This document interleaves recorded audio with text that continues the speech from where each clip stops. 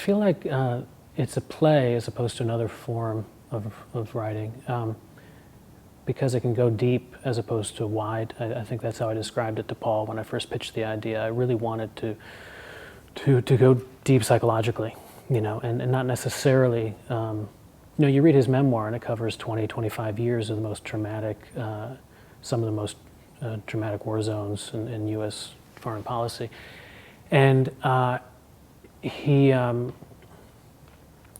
memoir would lend itself, I think, much more easily to a screenplay, and I wanted to capture what I heard in that first interview, which is two voices, two people talking. I wanted to get to know this person well, and the idea being, of course, that it could lend itself to, it could become a wider story in other ways, and lend itself to a much more universal story in other ways. But yeah, for me, the theater is a very personal medium, especially compared to screenplays and TV.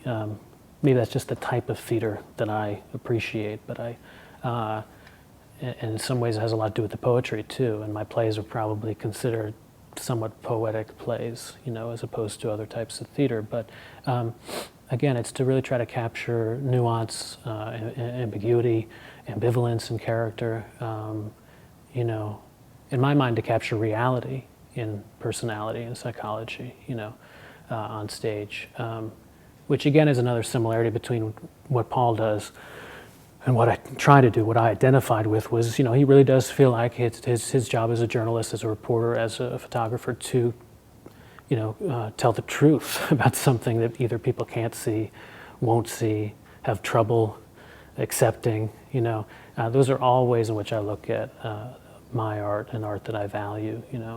Are things that writing that depicts taboos and things that are hidden.